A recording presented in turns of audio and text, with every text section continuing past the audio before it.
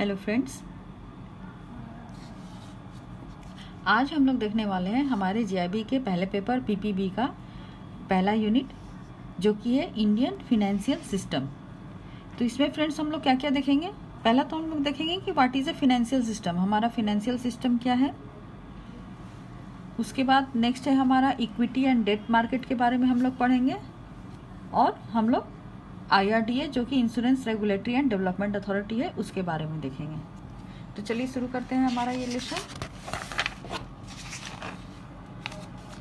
Friends देखिए, this unit gives us overview about the financial system, its role and constituent of the system in the country. हमारे country में financial system का क्या role है वो यहाँ पे हमें बताया जाएगा। तो फ्रेंड्स देखिए, इसमें क्या बोल रहा है कि a financial system means the structure that is available in an economy to mobilise the capital from various surplus sector of the economy and allocate and distribute the same to the various needy sector. Financial system का मतलब क्या है friend, कि हमारे economy में जहाँ जहाँ से भी कैपिटल मोबिलाइज करने के जो भी सोर्सेज हैं, वहाँ से उसको एलोकेट करना और डिस्ट्रीब्यूट करना नीडी सेक्टर्स को, तो वो एक फिनेंशियल सिस्टम के थ्रू होता है। तो यह जो ट्रांसफॉर्मेशन है वो सेविंग्स को इन्वेस्टमेंट और कंजम्पशन के बीच में वो ट्रांसफॉर्म करता है। The process of transform is aided by various types of financial assets suiting the individual needs and demand of both the investors and spenders. तो इस इन्वेस्टर और स्पेंडर्स के डिमांड पे हमारा जो ये जो चैनलाइज होता है सेविंग्स और ट्रांसफर होता है ये इन्वेस्टमेंट और कंजम्पशन में, तो इसका पूरा जो प्रोसेस ऑफ ट्रांसफॉर्मेशन है वो हमारे फिनेंशियल सिस्टम के थ्रू होता है। यहाँ इसमें कुछ फिनेंशियल इंटरमीडियरीज के रोल होते हैं, और जो कि इन्वेस्टर और स्पेंडर के बीच में इस ट्रांसफॉर्मेशन को करने में हेल्प करते हैं। Example of intermediaries are bank, financial institution, mutual funds ETC। तो ये इंटरमीडियरीज कौन कौन से हैं फ्रेंड, बैंक होते हैं, फाइनेंशियल इंस्टीट्यूशन होते हैं, म्यूचुअल फंड और भी बहुत सारी चीज़। The place where this activities take place could be can not to connote the financial market. अब ये देखिए फ्रेंड, एक यहाँ पे डायग्राम दिया हुआ है। फिनेंशियल मार्केट जो है वो मेनली 4 तरह के मार्केट में डिवाइडेड है। पहला है हमारा मनी मार्केट, दूसरा है डेट मार्केट, तीसरा है फॉरेक्स मार्केट और चौथा है कैपिटल मार्केट। मनी मार्केट जो है वो फर्दर क्लासीफाई किया गया है call notice, T bills, term money, CD, ICD, CP, repo और कमर्शियल बिल्स। डेट मार्केट 2 तरह के उसमें डिवाइड हुआ है। पहला है गवर्नमेंट सेकेंडरी मार्केट और बॉन्ड। गवर्नमेंट सेकेंडरी में एक सेंट्रल गवर्नमेंट हो गया, स्टेट गवर्नमेंट हो गया।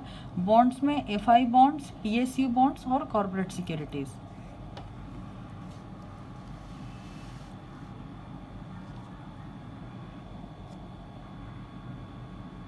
अभी फ्रेंड्स देखिए, role and function in brief of the central banking authority. Central banking authority का क्या रोल है वो यहाँ पे बताया गया है। तो हमारा जो सेंट्रल बैंकिंग अथॉरिटी है वो है रिजर्व बैंक ऑफ इंडिया। तो रिजर्व बैंक ऑफ इंडिया के मेनली 2 रोल हैं। मॉनेटरी कंट्रोल, जो कि हमारा इन्फ्लेशन को कंट्रोल करता है, और बैंक सुपरविजन, बैंकों को सुपरवाइज करना। All major central banks other countries to look after these 2 functions and carry the charge of ensuring that the overall financial health of bank is not impaired। तो दूसरे बैंकों की जो सेंट्रल बैंक है दूसरे कंट्रीज की, वो भी सेम काम करती हैं। Monetary control is exercise through cash reserve ratio and statutory liquidity ratio mechanism and bank and repo rates. Friends, ये जो मॉनिटरी कंट्रोल होता है, मनी सप्लाई, जो कि हमारे इकोनॉमी में मनी की सप्लाई कैसे होगी वो RBI डिसाइड करता है। और RBI उसको कैसे कंट्रोल करता है, वो कैश रिजर्व रेशियो SLR, जो कि स्टैट्यूटरी लिक्विडिटी रेशियो है, और बैंक एंड रेपो रेट के थ्रू उसको वो कंट्रोल करता है। Main instruments available to central bank to control prime rates of leading banks. Central bank do act as lender of last resort of banking system and are responsible for ensuring an efficient payment and settlement system. तो friend, जो हमारा reserve bank है, reserve bank जो अभी तो यहाँ पे prime lending rate दिया हुआ फ्रेंड, लेकिन अभी ये जो है ये प्राइम लेंडिंग रेट अभी बहुत कम हो गया है। अभी हम लोग रेपो रेट के ऊपर जो हमारा लोन का लेंडिंग रेट होता है उसको फिक्स करते हैं। तो अभी repo rate related lending rate हमारा आ गया है बैंकिंग सिस्टम में। तो उसको कौन कंट्रोल करता है, वो RBI करता है। इससे क्या होता है कि जो बैंक है, banking system is responsible for ensuring an efficient payment and settlement system.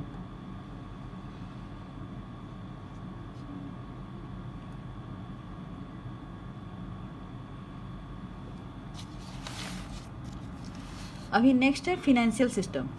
Financial system जो है वो भी 3 पार्ट में डिवाइड किया गया है। पहला है सेंट्रल बैंकिंग अथॉरिटी, दूसरा है कैपिटल मार्केट रेगुलेटरी अथॉरिटी और तीसरा है insurance and pension regulation. Banking authority में फ्रेंड्स देखिए क्या क्या दिया हुआ है।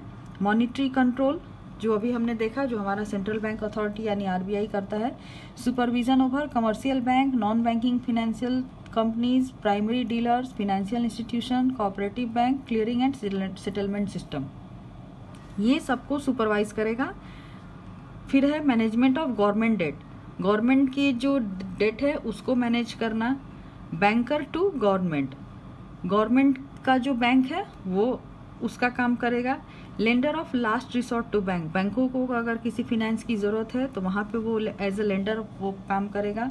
Regulation money markets through monetary instrument, अब मनी मार्केट में मॉनिटरी इंस्ट्रूमेंट्स के थ्रू वो मनीज के सप्लाई को कंट्रोल करेगा। वो किसके थ्रू करेगा? सीआरआर, एसएलआर, बैंक रेट और रेपो रेट के थ्रू करेगा। ठीक उसी तरह कैपिटल मार्केट रेगुलेटरी अथॉरिटी होते हैं, उनका क्या काम होता है? वो ये हमारा जो कैपिटल मार्केट रेगुलेटरी अथॉरिटी है फ्रेंड, वो हमारा सेबी है। तो सेबी का क्या क्या काम है? Equity market and debt market supervision and control, equity market और डेट मार्केट का सुपरविजन करना, उनको कंट्रोल करना। और stock exchange, brokers, equity and debt raisers, investment bankers, foreign institutional investors, custodians, depositories, mutual fund, listed companies, service providers to capital markets like registrars, इन सभी को वो सुपरवाइज करेगा। तीसरा है हमारा insurance, insurance and pension regulators, इसको friend IRDA करता है, IRDA सुपरवाइज करता है इसको।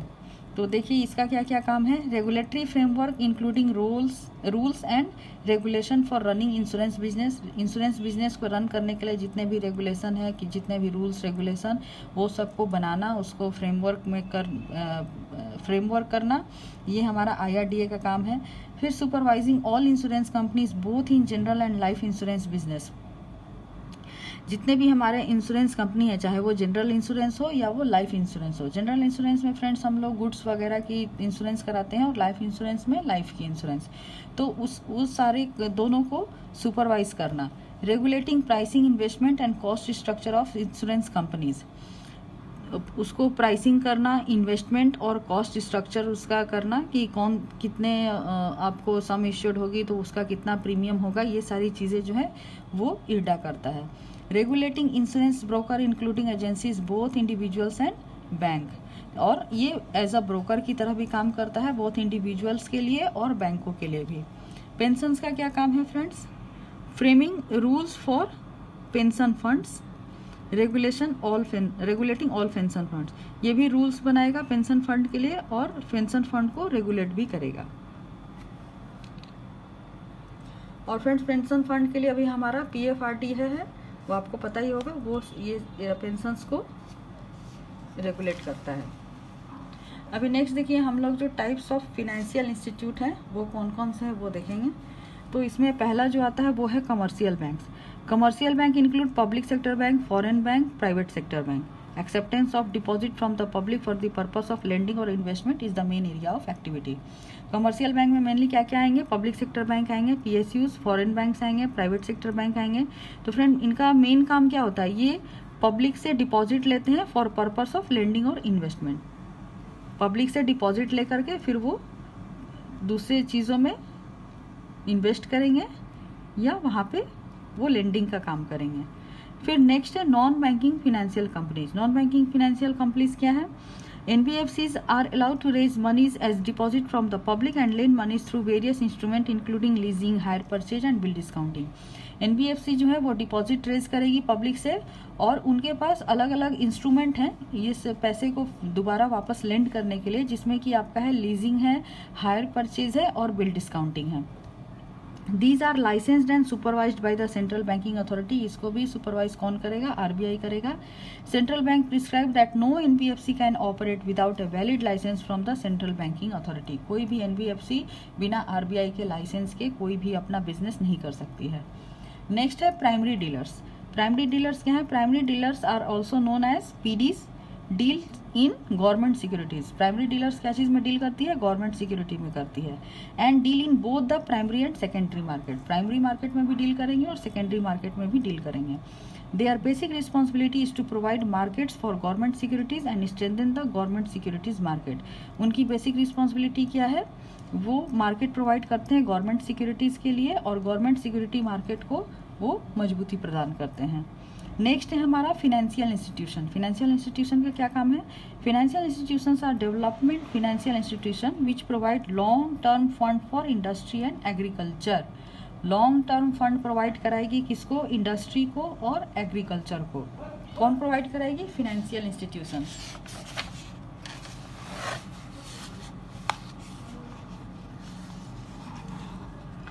All these institutions are under off-site and on-site surveillance of the Central Banking Authority. इसको भी कौन सर्विलेंस करेगा? सेंट्रल बैंकिंग अथॉरिटी, हमारी आरबीआई इसकी देखरेख करेगी। FIs raise their resources through long-term bonds from the financial system and borrowing from international financial system. ये fund कैसे रेज करती है फ्रेंड्स? इसका रिसोर्सेज क्या है फंड का? ये लॉन्ग टर्म बॉन्ड्स जो है वो फिनेंशियल सिस्टम में देती है और इंटरनेशनल फिनेंशियल इंस्टीट्यूशन से ये बोरो करती है। कोऑपरेटिव बैंक, कोऑपरेटिव बैंक क्या होते हैं? These are allowed to raise deposit and give advance from and to the public. Urban cooperative banks are controlled by state government and RBI. Cooperative bank का भी same काम है friend, वो public से deposit लेती है और उनको एडवांसेस प्रोवाइड करती है। और इसको कौन कंट्रोल करता है? स्टेट गवर्नमेंट और आरबीआई मिलकर इसको कंट्रोल करती है, अर्बन कोऑपरेटिव बैंक को। While other cooperative banks are controlled by NABARD and state government. Except for certain exemption in paying a higher interest on deposit, the urban cooperative bank regulatory framework is similar to the other bank. ये other बैंकों की तरह similar है, लेकिन ये क्या करती है? ये डिपॉजिट पे हायर रेट ऑफ इंटरेस्ट देती है। अभी नेक्स्ट है फ्रेंड हमारा payment and settlement system. Payment and settlement system कुछ नहीं है, जो हमारा क्लियरिंग IMPS और CTS क्लियरिंग जो है NEFT RTGS, वो हमारा पेमेंट एंड सेटलमेंट सिस्टम को दर्शाता है। So an efficient and effective payment and settlement system is a necessary condition for a well-running financial system. Maintenance of clearing house at various centers, creation of currency holding chest in different geographical areas, and creation of the mechanism for electronic transfer of funds are vital activities undertaken by the central government, central bank. तो इसमें क्या क्या हो गया friend? हमारा maintenance of clearing house हो गया, creation of currency chest जो हमारे होते हैं वो हो गया अलग अलग जोग्राफिकल एरियाज में, और हमारा मैकेनिज्म जो कि RTGS NEFT IMPS है, जिसके थ्रू हम लोग इलेक्ट्रॉनिकली फंड ट्रांसफर कर सकते हैं। अभी नेक्स्ट है management of government debt. Management of government debt क्या है? Most of the central bank manage the issued and servicing of government debt. This involves price discovery, volumes to be raised, tenure of debt and matching it with the overall cash management of the debt. Central bank क्या क्या manage करती है? हमारे government date को ये service करती है। इसमें उसका कितना प्राइस होगा, इसका प्राइस बाद में कितना बढ़ाया जाएगा, अगर इस पर कुछ हम लोन प्रोवाइड करते हैं तो उसकी क्या टेन्योर होगी, और ओवरऑल उसका कैश मैनेजमेंट, ये सारा कुछ जो है वो हमारा सेंट्रल बैंक ही देखता है। नेक्स्ट है banker to government. Banker to government मतलब most of the central bank maintain an account government deposit and carry out their cash management through the issue of bond and treasury bills. बहुत सारे central bank जो होते हैं वो government का वहाँ पे अकाउंट होता है, जहाँ पे कि वो उनके डिपॉजिट और कैश मैनेजमेंट को हैंडल करते हैं। क्या चीज़ के थ्रू करते हैं? बॉन्ड्स एंड ट्रेजरी बिल्स के थ्रू करते हैं। Lender of last resort to bank. The central bank provides liquidity support on a temporary basis through the facility of repurchase of securities to bank to meet their short-term liquidity requirements. बैंकों की short term अगर कुछ liquidity requirement है तो repo purchase के through जो central bank होती है वो बैंकों को लिक्विडिटी सपोर्ट प्रोवाइड करती है टेम्पोररी बेसिस पे। तो वही फ्रेंड्स हमारा रेपो रेट और रिवर्स रेपो रेट होता है। रेपो रेट पे क्या होता है कि आरबीआई जो है वो बैंकों को लिक्विडिटी सपोर्ट प्रोवाइड करती है, और रिवर्स रेपो रेट में बैंक वापस उनसे वो परचेज करती है। Cash reserve ratio CRR. Cash reserve ratio is the mandatory deposit to be held by bank with the requisite monetary authority. It is a percentage of their demand and time liabilities. Friends demand and time liabilities क्या होता है? Demand liabilities वो होता है जो on demand हम लोग public को प्रोवाइड कराते हैं, जैसे हमारा सेविंग अकाउंट, करेंट अकाउंट, और टाइम लाइबिलिटीज़ में हमारा हो जाएगा फिक्स डिपॉजिट, रिकरिंग डिपॉजिट। तो कैश रिजर्व रेशियो बैंकों को आरबीआई के साथ अपने जो डिमांड और टाइम लाइबिलिटीज़ होती है उसका कुछ परसेंटेज जो है वो आरबीआई के पास रिजर्व रखना होता है, तो वही कैश रिजर्व रेशियो है। द इंक्रीज और decrease can be effect by the central bank to pump in और soak liquidity in the banking system. इसको कम करके और बढ़ा के सेंट्रल बैंक जो होती है वो अगर बैंकिंग सिस्टम में लिक्विडिटी ज़्यादा है, तो अगर बैंकिंग सिस्टम के पास लिक्विडिटी ज़्यादा हो गई फ्रेंड्स, तो आरबीआई क्या करेगा कि सीआरआर को ज़्यादा कर देगा, बढ़ा देगा। तो बैंकों को सीआरआर ज़्यादा रखनी पड़ेगी, तो बैंक के पास क्या होगा, लिक्विडिटी कम हो जाएगा। और अगर वो सीआरआर को कम कर दे तो बैंकों में अगर लिक्विडिटी कमी है तो वहाँ पे वो लिक्विडिटी बढ़ जाएगी। नेक्स्ट है statutory liquidity ratio.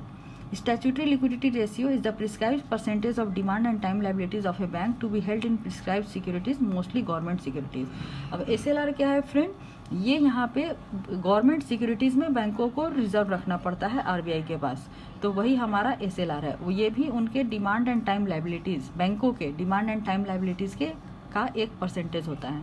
The increase और decrease in the CRR and SLR contracts the enhance credit creation. और CRR और SLR में उतार चढ़ाव करके बैंकों की जो क्रेडिट क्रिएशन है, मतलब बैंक कितना लोन दे सकती है पब्लिक में और कितना पब्लिक को और नॉन इंडिविजुअल्स को लाइक कॉरपोरेट्स, तो वो इसी के ऊपर डिपेंड करेगा। नेक्स्ट है इक्विडिटी एंड डेट मार्केट। फ्रेंड्स हम लोग अपना सेकेंड पार्ट में आ गए। इक्विडिटी एंड डेट मार्केट क्या है? Marketability of corporate securities, bonds, debenture and convertible debentures enables corporate to raise debt, while debentures holder enjoy very high liquidity. Corporate securities के marketability को हम लोग कहाँ डील करते हैं? इक्विटी एंड डेट मार्केट में डील करते हैं। ये क्या क्या हो सकते हैं फ्रेंड? बॉन्ड्स होते हैं, डिवेंचर्स होते हैं, कन्वर्टिबल डिवेंचर्स होते हैं, जो कि कॉर्पोरेट को डेट, मतलब उनको अगर पैसे की ज़रूरत होगी तो वो मार्केट में ये कॉर्पोरेट सिक्योरिटीज़ इशू करेंगे, जिससे उनके पास लिक्विडिटी रेज होगी। और जब ये, और इससे क्या होता है कि जो debenture holder enjoy very high liquidity, तो जो डिवेंचर जो होल्ड करेंगे, मतलब जो इसको परचेज करेंगे, उनके पास ये हाई लिक्विडिटी के रूप में रहेगा। All securities quoted on stock exchange and freely bought and sold on these exchange. जितने भी सिक्योरिटीज होते हैं वो स्टॉक एक्सचेंज के थ्रू कोट किए जाते हैं और वहीं से आप इसको परचेज और सेल कर सकते हैं। और इसको कौन अप्रूवल करता है फ्रेंड्स? इसको हमारा सेबी अप्रूव करता है। नेक्स्ट है stock exchange. Stock exchange is duly approved by the regulators to provide sale and purchase of securities on behalf of investors. The stock exchange provide clearing house facilities for netting of payment and securities delivery. Clearing house guarantee all payments and deliveries. Securities include equities, debt and derivatives. Stock exchange जो होता है friends, वो क्या करता है, ये जो हमारा सिक्योरिटीज़ है, कॉर्पोरेट सिक्योरिटीज़, उसको वहाँ पे परचेज और सेल करने के लिए वहाँ पे रेट कोट करता है। ये क्लियरिंग हाउस फैसिलिटीज़ भी प्रोवाइड करता है, नेटिंग ऑफ पेमेंट्स भी करता है और सिक्योरिटी डिलीवरी का भी काम करता है। अभी नेक्स्ट है फ्रेंड ब्रोकर्स। ब्रोकर्स का क्या काम है? Only brokers approved by the capital market regulator can operate on the stock exchange. Capital market regulator कौन है? हमारा सेबी है। तो सेबी के थ्रू जिसको ब्रोकिंग के लिए, स्टॉक एक्सचेंज में ब्रोकिंग के लिए अप्रूव किया जाएगा, सिर्फ वही ब्रोकर काम कर सकते हैं। Brokers perform the job of intermediating between buyers and sellers of securities. ये एक इंटरमीडिएट की तरह काम करते हैं बायर और सेलर के बीच में। They help build up and order, carry out price discovery and are responsible for brokers contracts being honoured. The services are subject to brokerage. तो उनका काम क्या होता है फ्रेंड? वो ऑर्डर क्रिएट करना, प्राइस डिस्कवरी करना, और उनके जो ब्रोकर कॉन्ट्रैक्ट होता है उसके लिए वो रिस्पॉन्सिबल होते हैं कि वो सही से उनका पालन हो। तो ब्रोकर का मेनली काम क्या होता है? वो स्टॉक एक्सचेंज में परचेज और सेल में, मतलब बायर और सेलर के बीच में वो एक इंटरमीडियरी की तरह काम करते हैं। नेक्स्ट है equity and debt raiser. Companies wishing to raise equity or debt through stock exchange have to approach a capital market regulator with the prescribed application and a pro forma prospectus for permission to raise equity and debt and to go them listed on a stock exchange. तो जो भी companies होती है जिनको equity या date है जो raise करना होता है स्टॉक एक्सचेंज से, उनको कैपिटल मार्केट रेगुलेटर जो हमारा सेबी है, वहाँ पे एक प्रिस्क्राइब्ड एप्लीकेशन है और एक प्रॉस्पेक्टस है, उसके अकॉर्डिंग उनको उनसे परमिशन लेना होता है ताकि वो इक्विटी और डेट रेज कर सके, और इसीलिए और तभी वो स्टॉक एक्सचेंज में उनकी लिस्टिंग हो सकती है। नेक्स्ट है फ्रेंड्स इन्वेस्टमेंट बैंकर्स। यानी merchant bankers. Merchant bank undertake a number of activities such as undertaking the issue of stocks, fund raising and management. They also provide advisory services and counsel on mergers and acquisition.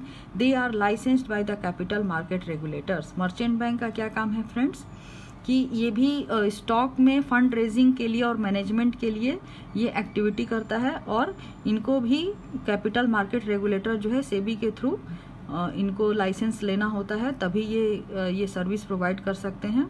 और ये merger और acquisition के लिए भी service provide करते हैं, advisory service और council की तरह काम करते हैं।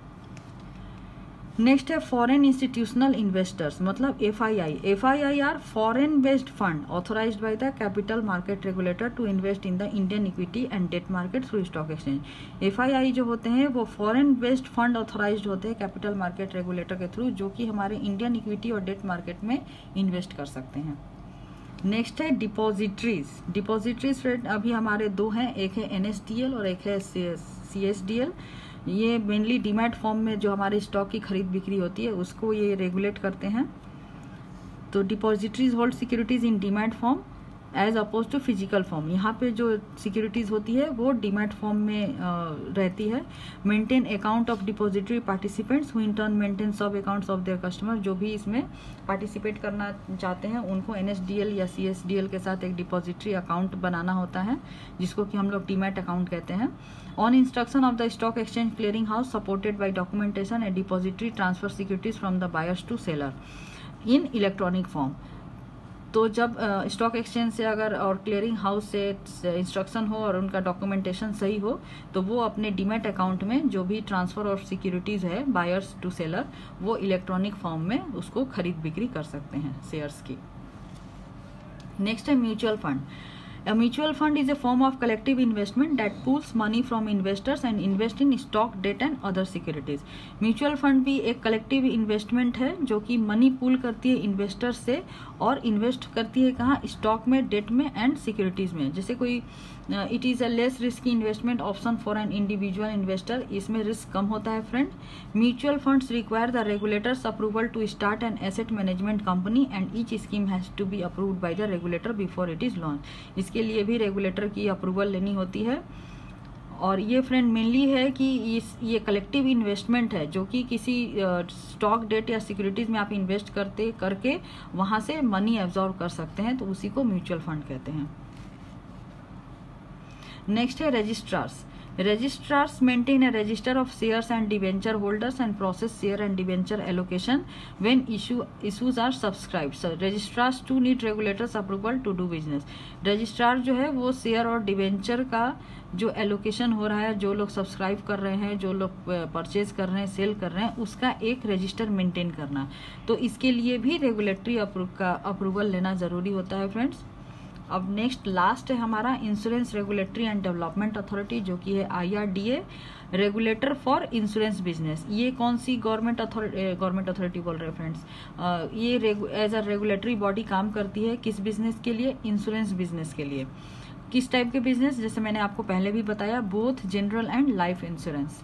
Regulates all aspects of insurance business including licensing of insurance companies, framing regulations about the conduct of business and supervising all insurance activities in the country. Country के अंदर हमारा जो भी इंश्योरेंस कंपनी है उसको लाइसेंस देना, उनके लिए रेगुलेशंस बनाना, उनके बिजनेस के ऊपर निगरानी रखना, उनको सुपरवाइज करना। जितनी भी इंश्योरेंस की एक्टिविटी है एक कंट्री में तो उसको कौन रेगुलेट करता है फ्रेंड, उसको रेगुलेट करता है IRDA, यानी कि insurance regulatory and development authority. तो फ्रेंड्स इसी के साथ हमारा ये इंडियन फाइनेंशियल सिस्टम चैप्टर 1 यहीं पे ख़त्म होता है। तो अगर आपको हमारा वीडियो अच्छा लग रहा है तो आप हमारे चैनल को सब्सक्राइब कीजिए, बेल आइकन को प्रेस करिए और थम्स अप और थम्स डाउन बटन को प्रेस करके आप हमारे वीडियोस को लाइक और डिसलाइक भी कर सकते हैं। तो नेक्स्ट वीडियोस के लिए friend keep watching our channel and subscribe our channel and thank you for watching.